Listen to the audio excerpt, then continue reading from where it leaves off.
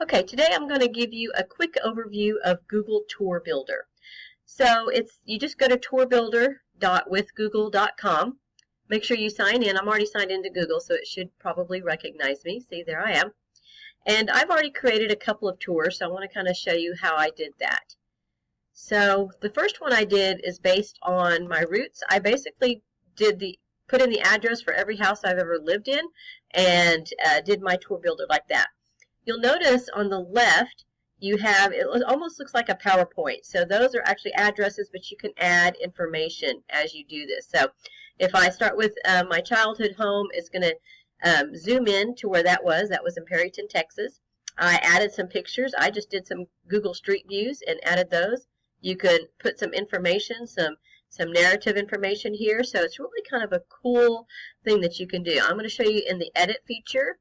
If you go into edit mode, this is where you could add dates, you could add your text, you could add links, you could change the icons that you use for this. You can even upload your own icons, and this is where you would add locations. And so whatever order you put these in will be the order that the tour builder goes into. So if I go into early Amarillo, which is where we moved when I was 6, it takes you to that place, and it zooms you into where that location is. And you can even choose the zoom level that it does. So here's some narration that I added in there, the dates that I lived there, and again I added some pictures of the actual house and some places that were in that area, like here's the elementary school.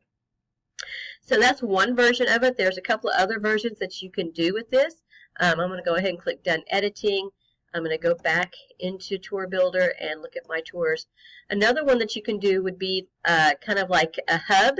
For example, if I wanted to show all the schools that feed into Burbank, then I could do that. So Burbank is the hub here, and I have it connected to Harris and Lowell. So that's another way that you can do that. It's a really cool feature. I think there's some really interesting applications you could use with this, especially in history. You could do battles of a certain war. You could use it in science and show things like migration patterns or anything. And this is applicable to the whole world. So it's kind of a cool thing. If you want to view it in Google Earth, you can also view it that way, which is kind of cool. I'll kind of show you. I would have to change the visibility. I'll have to play with that a little bit, but it's really kind of cool, the things that you can do with this, and I hope you'll just, kind of play with it a little bit and maybe see a way that you can integrate it into your classes.